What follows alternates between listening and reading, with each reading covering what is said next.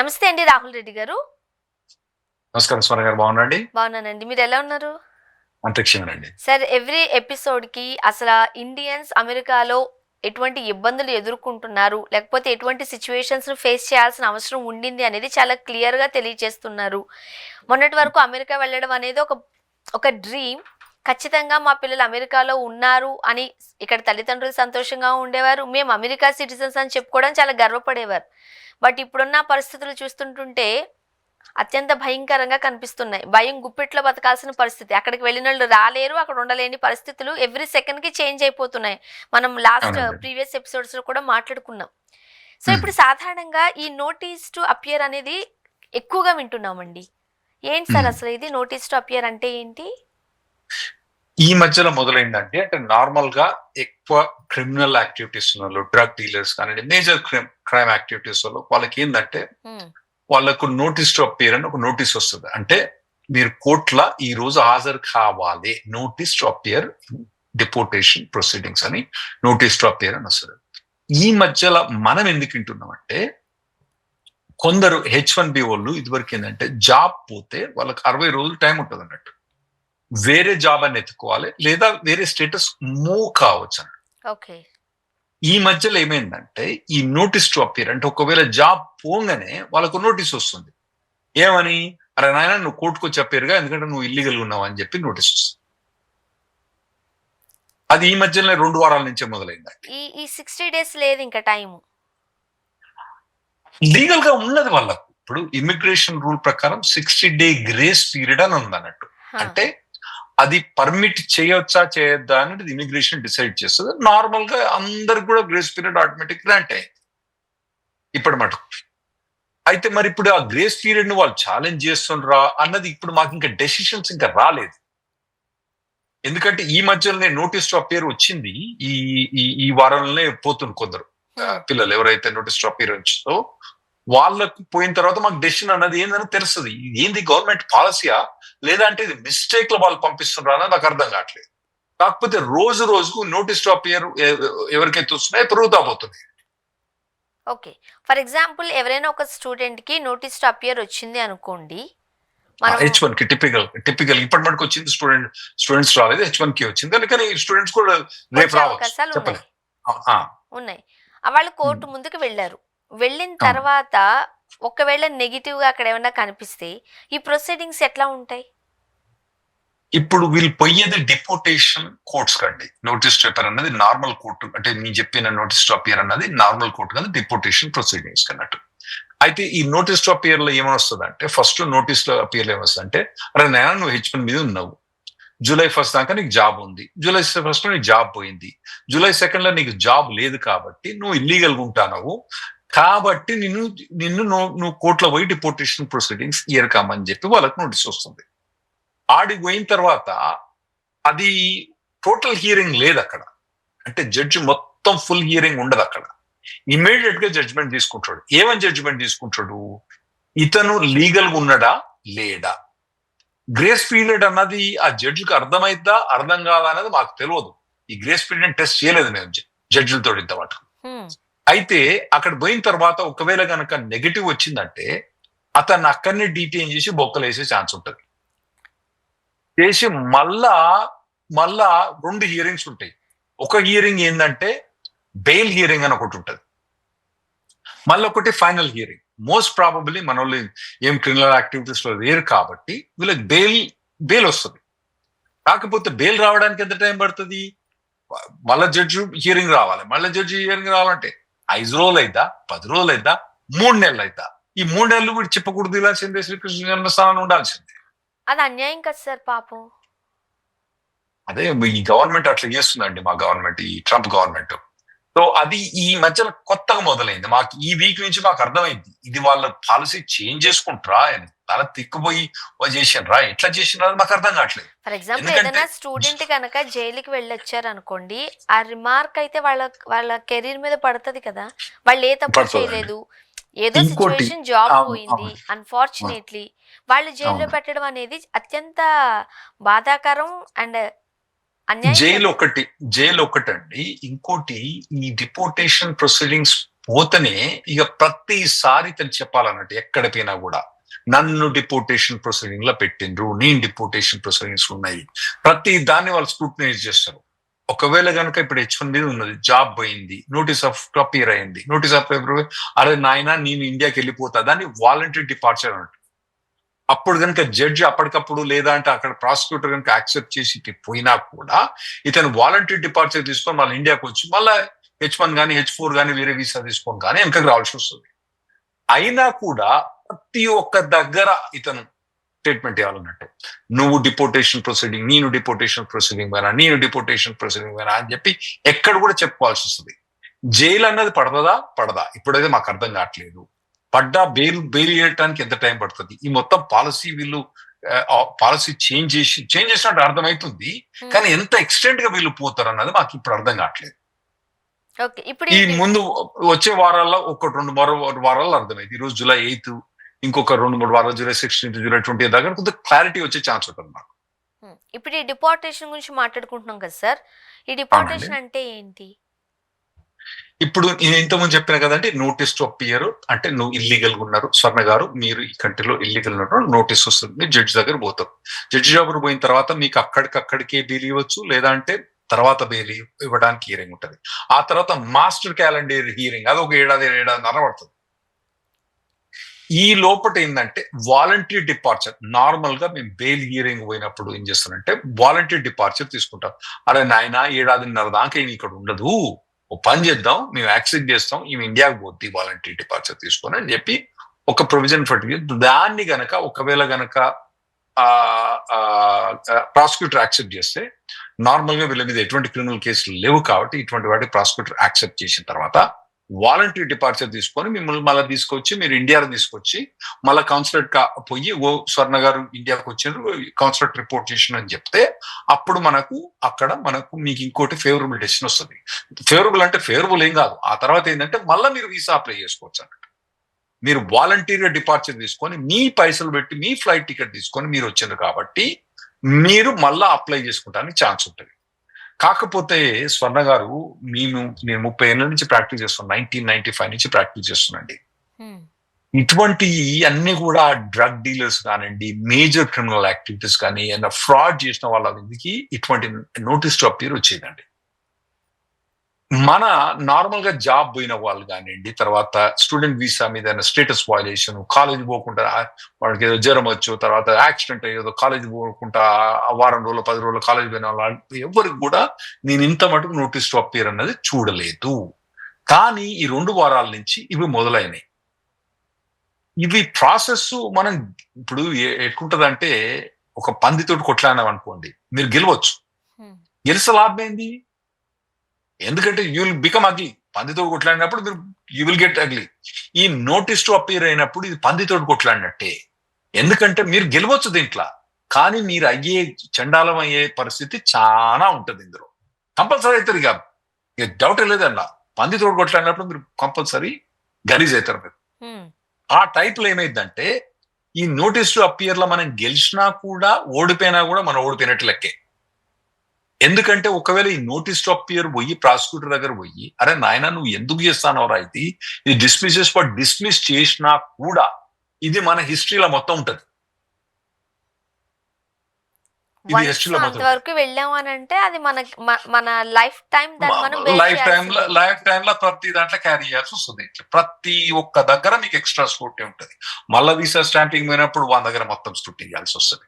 మళ్ళీ మీరు port of ఎంట్రీలో మీరు ఏదైతే యూఎస్ ఎంటర్ అయినప్పుడు మళ్ళీ దాన్ని మొత్తం వాడు తీసుకుపోయి రూమ్ లో కూర్చుని పెట్టి 1 గంట సేపు కూర్చుని పెడతారు. మళ్ళా తర్వాత మీరు అక్కడ పోయిన తర్వాత F1 మీద H1 మీద మళ్ళీ చేంజ్ ఆఫ్ స్టేటస్ కానీ ఎక్స్టెన్షన్ ఆఫ్ స్టేటస్ అప్లై చేశాను అనుకోండి, మళ్ళా అదంతా రాదంతా అంటే ఎన్ని లీగల్ ఎక్స్పెండిచర్ బాగా పెరిగిపోద్ది. లీగల్ ఎక్స్పెండిచర్, మెంటల్ స్ట్రెయిన్ ఇవన్నీ పెరిగిపోద్ది. అంటే స్వర్ణ గారు, మీరు తెలిసే ఉంటది కదా, ట్రంప్ ప్రభుత్వం వచ్చినప్పుడు అతని మెయిన్ స్టాండ్స్ ఉన్నది యాంటీ ఇమిగ్రేషన్ తీసుకొచ్చాడు. మొదలేమన్నాడు, నేను క్రిమినల్స్ మాత్రమే చేస్తాడు, తర్వాత ఇల్లీగల్ వాళ్ళని చేస్తాడు. క్రిమినల్స్ ఇల్లీగల్ లీగల్ నాదని మాట్లాడి ఒకటి దాంట్లో వేసేసాడు. ఇప్పుడు వాళ్ళు మొత్తం ఈ government anti immigration government, anti illegal immigration, anti criminal immigration, anti legal immigration, anti entrepreneur immigration, ఆ లెవెల్లో తీసుకొచ్చి వీళ్ళు మొత్తం ప్రమోట్ చేస్తారు. వీళ్ళు ఆ లెవెల్లో చేస్తున్నట్టు. ఇది దాదాపుగా ఇది ఎఫెక్టివ్ అయితే మాత్రం, ఇది ఇంకా వీళ్ళు గవర్నమెంట్ బ్యాక్ ఆఫ్ పోకపోతే మాత్రం దీని మీద నెగిటివ్ ఎఫెక్ట్ మన ఇండియన్స్ మీద చాలా ఉంటుందండి. ప్రతి ఒక్కరు డిపోర్టేషన్ తోటి ఇవ్వాలంటే మళ్ళీ $10,000 ఖర్చు, మళ్ళీ $10,000 తర్వాత ఈ నోటీస్ టు స్వర్ణ గారు, ఈ నోటీస్ టు అపియర్ వచ్చినప్పుడు ఈ లాయర్లకు $10,000 పెట్టిన దానికన్నా మరి చక్కగా టికెట్ పెట్టుకొని ఇండియా పోవచ్చు కదా. అట్లా పోరాదు, అట్లా పోరాదు. ఇప్పుడు అట్లా మనకి పోయింది అనుకోండి, డిపోర్టేషన్ వచ్చింది అంటే నోటీస్ టు అపియర్ అని ఒక నోటీస్ అపేర్ వచ్చిన తర్వాత ఎందుకు వచ్చింది ఈ గొడవ అంతా అని చెప్పి మనం ఇండియా రావడానికి కూడా లేదు. లేదు. ఎందుకంటే ఒకవేళ మీకు వచ్చింది అనుకోండి, అప్పుడు ఏమవుతుందంటే మీరు డిఫాల్ట్ గా డిపోర్టేషన్ యాక్సెప్ట్ చేసినట్టయితే, ఇంకోటి వాళ్ళ ద్వారా మీరు పోలేదు, వాలంటీర్ డిపార్చర్ తీసుకోకుండా పోయినారు కాబట్టి మీకు ఎక్స్పార్టీ ఆటోమేటిక్ డిపోర్టేషన్ ఆర్డర్ వస్తుంది అన్నట్టు. ఇక మళ్ళీ ఎప్పుడు మీరు లైఫ్ లో రారాదు. సో ఈ నోటీస్ టు అపేర్ వచ్చినప్పుడు మీరు కంపల్సరీ ఒక లాయర్ని హైర్ చేసుకొని ప్రాసిక్యూటర్ దగ్గర పోయి, నాయన ఇది డిస్మిస్ చేయని మొదలు ఆర్గ్యూ చేయాలి. వాడు డిస్మిస్ చేయని అనుకోండి, మళ్ళీ కోర్టు పోవాలి. కోర్టు పోయిన తర్వాత మళ్ళా ఆ కోర్టులో కనుక ఆ జడ్జి బిజీ అయ్యి సరిగా అర్థం కాలేదనుకోండి, తీసుకుపోయి బొక్కలు పెట్టేసి చిప్పకూడదు అనిపించి మళ్ళీ బెయిల్ వచ్చేవాడికి టైం పడుతుంది. మళ్ళీ బెయిల్ కంపల్సరీ ఇస్తారండి. బెయిల్ వచ్చిన తర్వాత అప్పుడు వాలంటీర్ డిపార్చర్ తీసుకొని మళ్ళీ వెనక రావాల్సి వస్తుంది. ఈ తంతంగం అంతా మరి ఇది ఎందుకు చేస్తాను అన్నది ఈ మధ్యలో మాకు అర్థం కావట్లేదు. ఎందుకంటే వాళ్ళకు కూడా ఇది వెరీ ఎక్స్పెన్సివ్, అన్నెసెసరీ. ఇది ఇప్పుడు ఈ డిపోర్టేషన్ కి సంబంధించిన చేంజెస్ లో ఓల్డ్ వన్ ఎట్లా ఉండేదండి, ఇప్పుడు ఇది ఎట్లా కన్సిడర్ చేస్తున్నారు?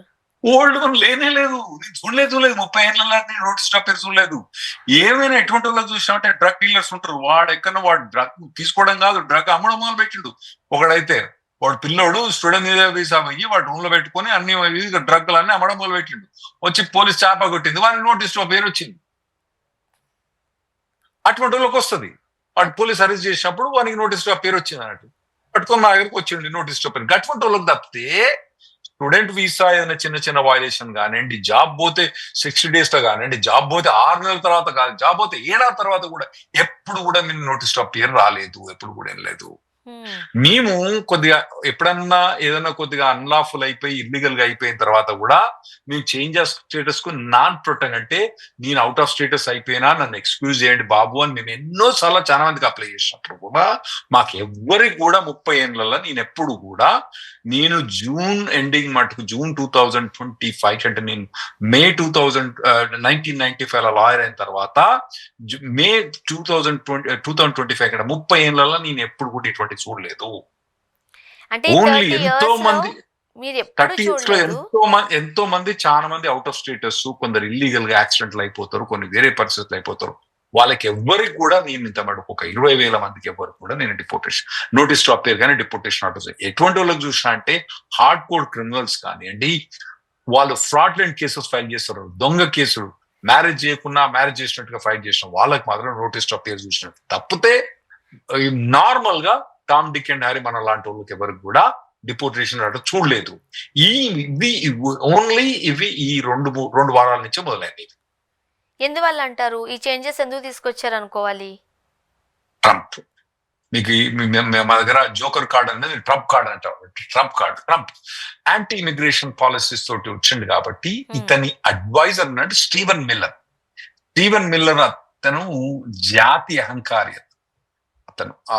అతన్ని తీసుకొచ్చి ఇమిగ్రేషన్ అడ్వైజర్ పెట్టిండు. అతను ఇటువంటి అన్ని రన్ చేసిన ట్రంప్ చాలా బిజీ ఉంటాడండి. అతను ఎక్కడో చాలా వేరే అని ఉంటుంది. ఇమిగ్రేషన్ లో టాపిక్ మెయినే, కాకపోతే ఎంప్లాయ్మెంట్ బేస్డ్ ఇమిగ్రేషన్ ఇవన్నీ అతనికి అర్థం కావు, చెప్పిన అర్థం కావు అతనికి.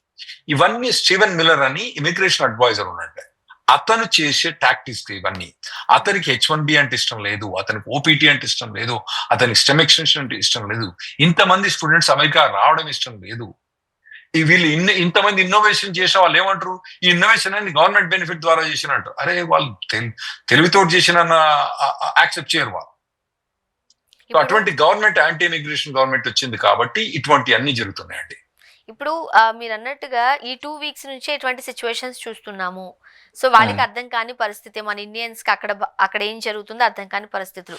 ఇలాంటి డిఫికల్ట్ సిచ్యువేషన్స్ లోకి వెళ్లకుండా ముందుగానే ఎలాంటి జాగ్రత్తలు తీసుకోవాలంటారు?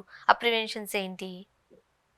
అంటే మేము నార్మల్గా ఇంతకుముందు ఏం చెప్పినాము, జాబ్ పోయిన తర్వాత 60 రోజుల్లో వేరే జాబ్ ఎత్తుకోవడం కానివ్వండి, వేరే స్టేటస్ చేంజ్ చేయడం కానివ్వండి అని అందరు లాయర్లు అడ్వైజ్ చేసినాం. ఎందుకంటే అది గ్రేస్ పీరియడ్ లో అందరికి కూడా ఎలవ్ చేసినాం, అందరు కూడా అప్లై చేసిండ్రు. ఇప్పుడేం చెప్తున్నాం అంటే మీకు జాబ్ పోతుందని ఇవాళ తెలిసింది అనుకోండి, రేపు జాబ్ పోద్దని ఎంబడే మీరు B2 కానివ్వండి, వేరే H4 కానీ వేరే స్టేటస్ తీసుకోండి, లేదా మీరు ఎవాల్యుయేట్ చేయాలి. మీరు ఎంబడే యుఎస్ నుంచి వదిలి ఇండియాకి వస్తారా లేదా అక్కడ ఉంటున్నది మీరు ఎవాల్యుయేట్ చేయాల్సి వస్తుంది. ఎందుకంటే అక్కడ ఉంటే మీ పరిస్థితి ఏంటి, నోటీస్ స్టాప్ అయిపోతే ఏమైంది, ఇవన్నీ అన్నది మీరు లాయర్ తోటి ఎవాల్యుయేట్ చేయాలి.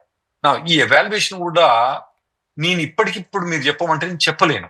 ఎందుకంటే ఈ నోటీస్ పేరు నేను ఏం చెప్పిన స్వర్ణ గారు ఓన్లీ 2 వారాల నుంచి వచ్చినాయి. ఇప్పుడు కోర్టులకు పోయి కోర్టులలో ఎట్లా వస్తాయనే జడ్జ్మెంట్స్ మనకు, వీళ్ళు మొత్తం పాలసీ డ్రాప్ అవుతారా, ఇవన్నీ డ్రాప్ అవుతారా అన్నది నెక్స్ట్ ఎపిసోడ్ లో చెప్పగలుగుతా, కానీ ఇప్పుడు చెప్పలేను.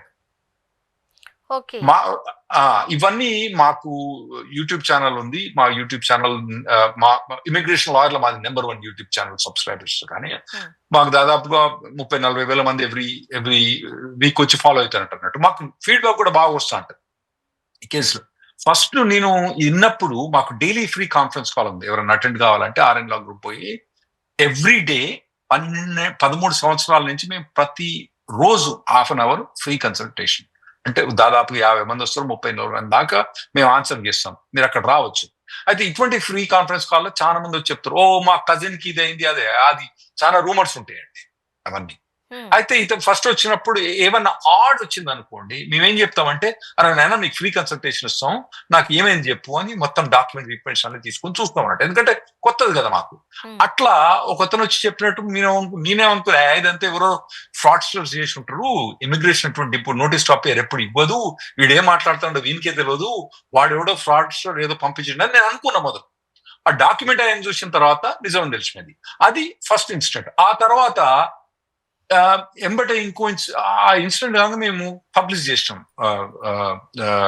యూట్యూబ్ లో పబ్లిష్ చేయగానే ఛానల్ పబ్లిష్ చేయగానే ఇంకా 3 కేసులు వచ్చినాయి మాకు.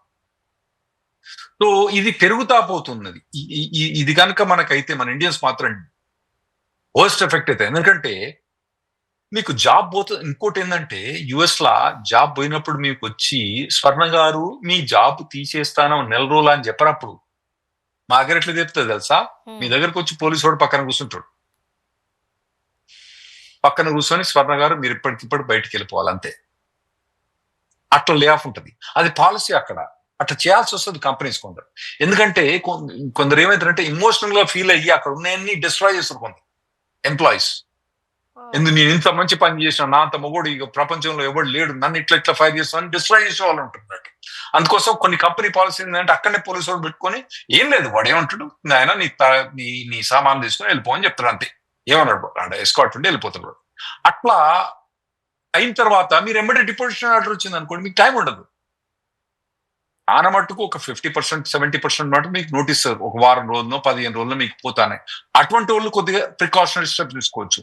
అదే రోజు జాబ్ పోయింది అనుకోండి, మీరు అప్పటికప్పుడు ఎప్పుడు అప్లై చేయాలి, B2 అప్పుడప్పుడు H4 ఎప్పుడు అప్లై చేయాలి, వాళ్ళందరికీ కూడా రిస్క్ అయ్యే ఛాన్స్ ఉంది. నేనేమనుకుంటానంటే ఈ గవర్నమెంట్ ఇది ఎక్స్పెన్సివ్ ప్రాసెస్, వాళ్ళకు కూడా నోటీస్ టు అపియర్, వీళ్ళని బొక్కలు పెట్టడం, చెప్పకూడదు వినపియడం, ఇవన్నీ కూడా వాళ్ళకు కూడా ఎక్స్పెన్సివ్ ప్రాసెస్ కాబట్టి వాళ్ళు బ్యాక్ ఆఫ్ అవుతారని నేను అనుకుంటున్నా.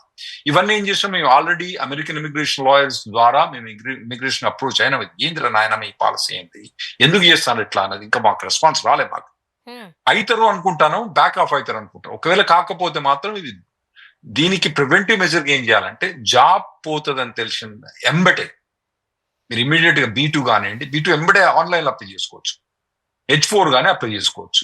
ఒకవేళ మీకు H4 అది కూడా ఆన్లైన్ లో అప్లై చేసుకోవచ్చు. ఎంబడే అప్లై చేసుకోవడం బెటర్. ఈ రోజు అప్లై అనుకోండి, ఈ రోజే మీరు B2 అప్లై చేసుకోండి, ఈ రోజే H4 అప్లై చేసుకోండి, ఆన్లైన్ అప్లై చేసుకోవచ్చు ఇటువంటివన్నీ. సో అది ప్రికాషనరీ స్టెప్. ఒకవేళ మీకు 15 రోజుల్లో జాబ్ అవుతాను అనుకోండి, ఇప్పుడే మీరు B2 అప్లై చేసుకోవచ్చు, ఇప్పుడే మీరు H4 అప్లై ఒకవేళ మీరు H4 అప్లై చేసుకుంటారు అని మేము ఇప్పుడు చెప్తున్నాము. కాకపోతే కపుల్ ఆఫ్ వీక్స్ లా ఎట్లుంటది అన్నది క్లియర్ గా తెలుస్తుంది. మీరు రెగ్యులర్ గా మీరు క్యారియర్ గైడ్కి వస్తే మేము అప్డేట్ చేస్తాం ఏందన్నది, పరిస్థితి ఏందన్నది. ఇవన్నీ డెవలప్మెంట్ స్టోరీస్. ఇప్పటికిప్పుడు మొత్తం ముందు ఎట్లు జరుగుతున్నది చెప్పలేము మేము. ఓకే, ఇప్పుడు ఈ 2 వీక్స్ లోనే మీరు ఎన్ని కేసెస్ చూసారు? ఇప్పటి వరకు 4 కేసులు చూసామండి. 4 కేసులు కూడా అందరు కూడా H1B కేసులు చూసాం. వీళ్ళందరూ కూడా జాబ్ పోయి వేరే జాబ్ ఎత్తుక్కోవడం మధ్యలో కొందరేమో వేరే జాబ్ మూవ్ అయిపోయారు. అంటే జాబ్ పోయిందేమో May 20th, కొత్త జాబ్ వచ్చింది June 20th అనుకోండి, అంటే 30 రోజుల గ్యాప్ ఉంది అతనికి. ఈ లోపల వేరే జాబ్ ఫైల్ చేసుకొని జాబ్ చేసిండ్రు. కొందరేమో H4 ఫైల్ చేసిండ్రు, కొందరేమో B2 ఫైల్ చేసిండ్రు. ఇట్లా తీరైన వాళ్ళు ఉన్నారు అన్నట్టు ఈ 4 కేసులు. కానీ వీళ్ళందరి కామన్ ఏంటంటే వీళ్ళందరూ కూడా H1 మీద జాబ్ పోయిన వాళ్ళే. జాబ్ పోయిన తర్వాత కంపెనీ అన్నది H1B విత్డ్రా చేయాలి. అది వాళ్ళ కంపల్సరీ విత్డ్రా చేయాలి, అది రూల్ అన్నట్టు వాళ్ళ. మీరు కనుక H1 మీద అక్కడ పోయినరు, నేను మీ ఎంప్లాయర్ను, నేను మిమ్మల్ని తీసేసినప్పుడు నేను ఇమ్మీడియట్ గా ఇమిగ్రేషన్ కి ఇన్ఫార్మ్ చేయాలి. అది నా డ్యూటీ. ఒకవేళ నేను ఇన్ఫార్మ్ చేయకపోతే మీ ఎన్ని రోజులైతే ఇన్ఫార్మ్ చేయలేదో అన్ని రోజుల సాలరీ మీకు పే చేయాల్సి వస్తుంది. ఓకే. కాబట్టి నా డ్యూటీ ఏంటంటే మిమ్మల్ని జాబ్ నుంచి తీసేసినప్పుడు ఇమ్మీడియట్ గా తీసుకుపోయి ఇన్ఫార్మ్ చేయాలి యాజ్ ఎంప్లాయర్. అయితే ఈ నలుగురు కూడా జాబ్ పోయినప్పుడు ఎంప్లాయర్ ఉన్నోడు ఇమిగ్రేషన్ కి ఇన్ఫార్మ్ చేయగానే వీళ్ళకి నోటీస్ టు అపియర్ వచ్చింది అన్నట్టు. వీళ్ళకి 60 day గ్రేస్ పీరియడ్ ఉందని అందరు లాయర్ మేము కూడా చెప్పినాం. ఈ క్యారియర్ గైడ్ లో మేము కూడా చెప్పినాం, మీకు 60 days లో B2 పోవచ్చు, 60 days లో H4 చేయొచ్చు, 60 days లో ఇండియా వెళ్ళిపోవచ్చు అని చెప్పి క్యారియర్ గైడ్ లో కూడా మనం డంకాబాద్ చెప్పినాం అప్పుడు. కానీ ఇప్పుడు అది రివర్స్ చేసి మీకు ఆ గ్రేస్ పీరియడ్ ఉందా లేదా అనేది జడ్జి దగ్గర పోమంటాడు. ఇప్పుడు జడ్జి దగ్గరకు వెళ్ళాలి, మనం ఏమైతే వాళ్ళని కన్విన్స్ చేయాలనుకుంటున్నామో అనేది కూడా మనకు అర్థం కాని సిచ్యువేషను. వాళ్ళు మనతో పాటు ఓకే చేస్తారా లేదా అని. ఇప్పుడు నార్మల్ గా ఉండే జడ్జెస్ కి ఇమిగ్రేషన్ జడ్జెస్ ఒకరే ఉంటారా? అసలు జడ్జెస్ రోల్ ఎట్లా ఉంటుంది? వాళ్ళని జడ్జిలు అంటారు కానీ వాళ్ళ అడ్మినిస్ట్రేటివ్ ఆఫీసర్ అండి నార్మల్ గా. అంటే వాళ్ళ ఎంప్లాయీస్. ఇంకోటి వాళ్ళ అసలు లా కూడా, వాళ్ళ లాయర్ కూడా లా డిగ్రీ కూడా చేసి ఉండాల్సిన అవసరం లేదు వీళ్ళకు, ఈ జడ్జిలకు. ఇంకోటి ఈ జడ్జిలు ఎటువంటి అంటే ఇమిగ్రేషన్ జడ్జిల గురించి మాట్లాడతాను నేను డిస్ట్రిక్ట్ కోర్ట్ జడ్జిల గురించి మాట్లాడతలేను, ఫెడరల్ కోర్ట్ జడ్జిల గురించి మాట్లాడతలేను. ఇమిగ్రేషన్ జడ్జెస్ అన్నది వీళ్ళు గవర్నమెంట్ ఎంప్లాయీస్. ఇంకోటి ఎవరెవరైతే ఇమిగ్రేషన్ జడ్జిలు కనుక వాళ్ళ గవర్నమెంట్ యాంటీగా డెసిషన్ ఇచ్చిన వాళ్ళను గవర్నమెంట్ ఫైర్ చేయొచ్చు. ట్రంప్ రాగానే ఏం చేసిండు, 55 ఇమిగ్రేషన్ జడ్జిలు ఎవరైతే అతను అనుకున్నాడో అతనికి నచ్చనులను ఫైర్ చేసిండు అన్నట్టు. ఫస్ట్ ఏంటంటే జ్యుడిషియల్ సిస్టమ్ లో మనకేముంటది, జడ్జ్ అన్నోడు ఇంపార్షియల్ గా ఉండాలి. జడ్జ్ అన్నోడు ఒక ఫేవర్ ఇటు సైడ్ గానీ అటు సైడ్ గానీ ఫేవర్ గా ఉండకూడదు.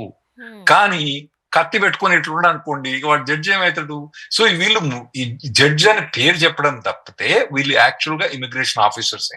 కాకపోతే మేము పోయేటప్పుడు హానరబుల్ జడ్జి అవన్నీ చెప్పాల్సి వస్తుంది వాళ్ళకు. అయినా కూడా వాళ్ళ యాక్చువల్గా ఇండిపెండెంట్ జడ్జిలు కాదు, గవర్నమెంట్ ఆఫీషియల్స్ వీళ్ళు. నేను చెప్పేది డిపోర్టేషన్ కోర్ట్స్ లా ఉండే జడ్జిల గురించి మాట్లాడతానా, వేరే జడ్జిల గురించి కాదు. డిపోర్టేషన్ కోర్టులో ఉండే జడ్జిలు వాళ్లకు లా డిగ్రీ అవసరం లేదు. ఇంకోటి వాళ్ళని గవర్నమెంట్ ఎప్పుడంటే అప్పుడు తీసేయచ్చు, ఫైర్ చేయొచ్చు. వీడు అన్ని మనకు అగైన్ ఇస్తాను రా, వీడిని తీసేద్దాం రా అని కూడా చేయొచ్చు వాళ్ళు అట్లా. సో అటువంటి వాళ్ళు ఇండిపెండెంట్ జడ్జెస్ అని మేము అనలేము.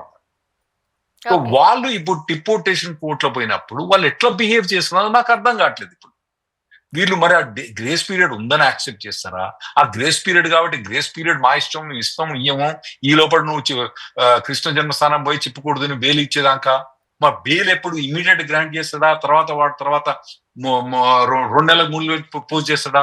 అప్పటికప్పుడు వితౌట్ బెయిల్ 5,000 10,000 ఇచ్చినా కూడా శిక్షలు పోవాల్సిందే. ఎందుకంటే బెయిల్ వాడు ఇచ్చినా కూడా పోయి కట్టడానికి టైం పడుతుంది. దానికి ఒక ప్రాసెస్ ఉంటుంది. ఇట్లా పోయి 5,000 అన్నా 5,000 టక్కన ఇయ్యరాదు. దాన్ని పోయి ఒక పెద్ద ప్రాసెస్ తీసుకొని మనీ ఆర్డర్ తీసుకొచ్చి పోయి కట్టడానికి టైం పడుతుంది. ఈ టైం పట్టేటప్పుడు వీడు కృష్ణ సరే ఒక్కరోజు పోతాడా, తర్వాత ఈ బెయిల్ ఎంబడే ఇస్తాడా, 2 వారాల తర్వాత హీరింగ్ ఉంటుందా, 3 నెలల తర్వాత హీరింగ్ ఉంటుందా అన్నది ఇప్పుడు మాకు అర్థం కావట్లేదు. ఇటువంటి కేసులు ఎప్పుడు కూడా మేము చూడలేదు. డిపోర్టేషన్ కోర్టులో కూడా లాయర్లు కానీ జడ్జిలు కానీ ఈ కేసులు అర్థం కావాలి. అరే వీడు అన్ని మంచిగా వీడు ఎందుకు వచ్చింది ఇక్కడ, ఏదో తిక్కాడు అంటే వీడేదో డ్రగ్ డీలర్ అనుకుంటున్నాడు. సో ఇవన్నీ చూడాలి. పోతా అంటే 2-3 వారాల్లో క్లారిటీ అర్థమైంది మాకు. ఇప్పుడు ఇన్ని కన్ఫ్యూషన్స్ మధ్య, ఇంత ఇబ్బందికరమైన పరిస్థితుల మధ్య ఎలా ఒక 6 నెలలు అయిపోయింది. ఇంకొక 3.5 ఏళ్ళు మనం అంటే అక్కడ ఉన్న ఇండియన్స్ ఓలాగా బతికేసి బట్ట కట్టేస్తే, ఒకవేళ గవర్నమెంట్ మారింది అనుకోండి, ఇవన్నీ మళ్ళీ మారే అవకాశాలు ఏమైనా ఉంటాయా? ఇప్పటికే 6 నెలలు కరెక్ట్ కాలేదండి. January 20th నుంచి ఇప్పుడు 6 నెలలు రాలే. ఇప్పటికే మమ్మల్ని 3 చెర్ల నీళ్ళు ఆగిపించాడు.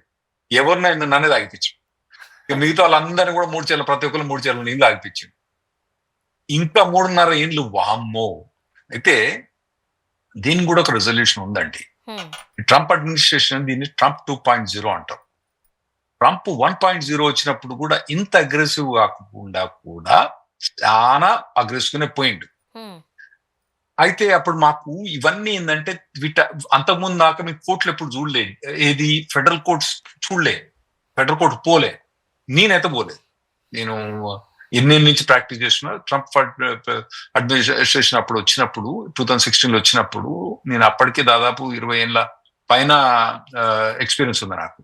ఒక్కసారి కూడా నేను ఫెడరల్ కోర్టు పోలే. ఎందుకంటే 2-3 ఏళ్ళకు ఒక్క కేసు ఏదో అయితే ఆ కేసును తీసుకుపోయి దాన్ని మూడానికి మళ్ళీ ప్రాసెస్ కేసు దాన్ని పెట్టాక ఎవరికో వేరే అక్కడ ఫెడరల్ కోర్టు జడ్జి లారిస్తే వాడే ఆర్గ్యూ చేసి సరే గెలిచేదో ఓడిపోయేది అది వేరే విషయం జరిగేది. ప్రతి అంతకుముందు ఏంటంటే 2-3 నెలలకు ఒక డినయల్ వస్తే ఆ డినయల్ ఎందుకు వచ్చిందని వాడు వాని అయ్యా వాని ఎంప్లాయర్ వాని పెన్లా అందరు కాన్ఫరెన్స్ కాల్లో ఉండి పెద్ద రాధాంతరం. ఎందుకంటే ఒక ఆర్ఎఫ్ఈ వచ్చినప్పుడు దాన్ని రెస్పాండ్ చేసినప్పుడు ఒక లాయర్ ఒక తీరే థింక్ చేస్తాడు, మంచి వచ్చాడు ఒక పర్టికులర్ ప్రాసెస్ థింక్ చేసి అట్లా ఆర్గ్యూ చేస్తాడు. దాన్ని తీసుకుపోయి వాడు ఆల్రెడీ డినై అయింది కాబట్టి 2-3 లాయర్ దగ్గర తీసుకుపోయి వాడు ఇంకో లాయర్ ఇంకో తిరిగి చెప్తాడు. సరే వాడు కరెక్టా వీడు కరెక్ట్ అన్నది వేరే విషయం. ఇక దాన్ని మొత్తం తీసి రాధాంతరం తీసి కాన్ఫరెన్స్ కాల్ తీసి లాయర్ ఇంత చండాడు లాయర్ ఏం లేదని చెప్పి ఏదో పెద్ద టెన్షన్ ఉండే మాకు అప్పుడు. ఏది 2016 తర్వాత మీకు 2017-18 లో చెప్పాలంటే మాకు ప్రతి రోజు అండి ఒక డినయల్ కంపల్సరీ వచ్చేది మా ఆఫీస్ లో, గ్యారంటీకి వచ్చేది. అసలు నేను చెప్తాను కదా, కొందరు ఏమైనా కేసులు గ్యారంటీ ఇవ్వడం అన్నది మా దగ్గర ఇల్లీగల్, కానీ మా దగ్గర ప్రతి రోజు ఒక డినయల్ కంపల్సరీ వచ్చేది అన్నట్టు. అట్లా పిల్లలు కూడా ఏంటంటే సరే డినయల్ వచ్చిందా లాయర్ గారు మరి చెప్పండి ఏం చేయాలి, మరి మళ్ళీ ఇండియా ఇండియా పోయిన తర్వాత మళ్ళీ ఫైల్ చేస్తా, పోయిన తర్వాత మళ్ళీ స్టాంపింగ్ తీసుకొని మళ్ళీ రారా బాబు అంటే వాడినేది ఈ రాధాంతరం లేకుండే అప్పుడు అలవాటు అయిపోయింది. అయితే 2018కి వచ్చే మటుకు 19కి వచ్చే మటుకు ఏమైందంటే మేము కోర్ట్స్లలో పోయి విన్ అవ్వడం మొదలుపెట్టి అన్నట్టు. కోర్ట్స్లలో విన్ అవ్వడం మొదలుపెట్టి కోర్ట్స్లో ఫేవర్ 2019 ఆ లెవెల్ 2020కి వచ్చే మటుకు మేము ఆల్రెడీ మాస్టర్స్ అయిపోయినాం. 1000 కేసులు నా పేరు మీద నేను 1000 కేసులు ఫైల్ చేసిన, 1000 కేసులు విన్నాను నేను ఫెడరల్ కోర్ట్స్ లో. వేల నిజంగా వేల మందిని తీసుకున్నాను కోర్టు, చాలా కేసులు విన్నాను అప్పుడు. అయితే మళ్ళీ తర్వాత బయట వచ్చిన తర్వాత మళ్ళీ చాలా తక్కువ కోర్టుకు పోవడం మొదలుపెట్టాను. ఎందుకంటే మళ్ళీ అవసరం లేదు మళ్ళీ 4 సంవత్సరాలు మళ్ళీ ఇప్పుడు మొదలు పెడతాను అన్నట్టు. పోతుంటే మీ మెల్లగా వీటికి విరుగుడు కూడా తయారు చేస్తాం, విరుగుడు తయారు చేస్తుంది, టైం పడుతుంది మాకు. వీడు చేసే టాక్టిక్స్ కు ఏంటంటే మెచ్యూర్ అయిపోయి కోర్ట్స్లలో పోయి కోర్ట్స్లలో మెచ్యూర్ అయిపోయిన తర్వాత అప్పుడు మాకు జడ్జిమెంట్ వస్తుంది, అప్పుడు మేము కొద్దిగా మెచ్యూర్ అవుతాం. సో 3.5 ఏళ్ళు వీళ్ళు ఆగాల్సిన అవసరం లేదు, ఒక ఏడాది అయితే దీని విరుగుడు మందన్నది మేము కనుగొంటాం. కాకపోతే ఈ మధ్యలో ప్రాసెస్ లో మాత్రం ఇబ్బంది. నేను ఒక్కరినే కాదు, ఇమిగ్రేషన్ నేను ప్రతి ఇమిగ్రేషన్ లాయర్ కూడా అందరు కూడా ఇటువంటి అన్ని ఆర్గ్యుమెంట్స్ చేయడానికి మెచ్యూర్ అవుతాం. మాకు ఒక అసోసియేషన్ ఉంది, మాకు ఇన్ఫర్మేషన్ ఏదైనా ఉంటే మేము మిగతా లాయర్లకు పాస్ చేస్తాం, మిగతా లాయర్ ఇన్ఫర్మేషన్ మేము తీసుకుంటాం, ఇవన్నీ ఎక్స్చేంజ్ చేసుకొని మేము కూడా డెవలప్ అవుతాం. కాకపోతే వాళ్ళు ఒక విషయం ఇస్తే దానికి ఒక తిరుగుడు ఇస్తాను, దానికి తిరుగుడే వాడు ఇంకో విషయం తీసుకొస్తాడు, దానికి ఇట్లా మొదలైతానే పోతా అంటే మేము మెచ్యూర్ అయిపోతాం. మేము మెచ్యూర్ అయితే అప్పుడు వీళ్ళకి కూడా మాకు ఫస్ట్ డినయల్స్ 2017 లో ఫుల్ వచ్చినాయి, 2018 లో చాలా, 2019 లో కోర్టులకు పోయి గెలుచు మొదలుపెట్టి 2020లో వచ్చేవాటికి అన్ని కేసులు అప్పుడు మొదలైన ఏది ట్రంప్ అడ్మినిస్ట్రేషన్ మళ్ళా ట్రంప్ అడ్మినిస్ట్రేషన్ అన్నాడు. సో అట్లా ఇప్పుడు ఇతను కూడా మా యాంటీగా మేము ఎన్ని చేయాలో అని చేస్తాను, మేము కూడా కోర్టులో పోయి చేస్తాం. కాకపోతే ఈ మధ్యలో ట్రాన్సిషన్ లో మాత్రం చాలా మందికి నెగిటివ్ ఎఫెక్ట్ అయ్యే ఛాన్స్ ఉంటుంది. యాజ్ సూన్ యాజ్ పాసిబిలిటీస్ చూసి తొందరగా చేయండి సార్. అదేదో చాలా ఇబ్బందికరమైన పరిస్థితులను ఎదుర్కోవాల్సిన పరిస్థితి. అంటే మన వాళ్ళు అక్కడ ఉన్నారు అని అంటే వాళ్ళు ప్రశాంతంగా ఉండట్లేదు అంటే ఇక్కడ మనకి టెన్షన్ కదా. నేనేం అడ్వైజ్ ఇస్తా అంటే నార్మల్ గా ఇప్పుడు మన ఛానల్ ఎప్పుడు కూడా ఇమిగ్రేషన్ లాయర్స్ తీసుకొస్తుంది కాబట్టి మీరు రెగ్యులర్ గా ఎవరైతే కేసులు హ్యాండిల్ చేస్తారో వాళ్ళకి ఇటువంటి ఛానల్స్ కి మీరు వచ్చి రెగ్యులర్ గా మనది క్యారియర్ గైడ్ రెగ్యులర్ గా మన దాదాపు 2 సంవత్సరాల నుంచి నడుస్తుంది కాబట్టి మీరు మా దగ్గరకు వచ్చి అప్డేట్ కాండి. అంటే మేము ఇమీడియట్ గా సొల్యూషన్ ఇస్తామని కాదు, కానీ అట్లీస్ట్ మీకు ఏం జరుగుతుంది, ఫ్యూచర్ లో ఏం జరగాలి, తర్వాత ఎప్పటికప్పుడు వచ్చే అప్డేట్స్ అన్ని మేము ఇస్తాం. కాబట్టి మీరు రెగ్యులర్ వచ్చి మీరు క్యారియర్ గేట్కి వస్తే మీరు అలర్ట్ గా ఉంటారు అన్నట్టు. అలర్ట్ గా ఉంటే చాలా మటుకు 70-80% మీరు అవాయిడ్ చేయగలుగుతారు. అలర్ట్ లేకపోతే అంటే కొన్నిటిని అవాయిడ్ చేయలేము మనం, కానీ 70-80% ఏవైతే హార్మ్ఫుల్ ఉన్నాయో అవి మీరు అవాయిడ్ చేసుకుంటే better. Thank you so much Rahul Reddy గారు ఫర్ యువర్ అడ్వైజెస్. చాలా మందికి ఒకలాంటి పానిక్ సిచ్యువేషన్స్కి వెళ్ళిపోతూ ఉంటారు. బట్ మీరు అన్నట్టుగా అప్డేటెడ్గా ప్రతిరోజు మీ వీడియోస్ చూస్తున్నట్లయితే కనుక ఫస్ట్ ధైర్యం వస్తుంది. ఒక ఆప్షన్ ఉంది, ఇలా కాకపోతే మనం ఎట్లా వెళ్ళొచ్చు, ముందుగానే ఇలాంటి ప్రివెన్షన్స్ తీసుకోవచ్చు అని చాలా మంచి సలహాలు సూచనలు ఇస్తున్నారు. థ్యాంక్ యూ సో మచ్ అండి. థ్యాంక్ యూ సోమయ్య గారు. ఇది కెరీర్ గైడ్ ఎపిసోడ్. మరో ఎపిసోడ్తో మళ్ళీ కలుద్దాం.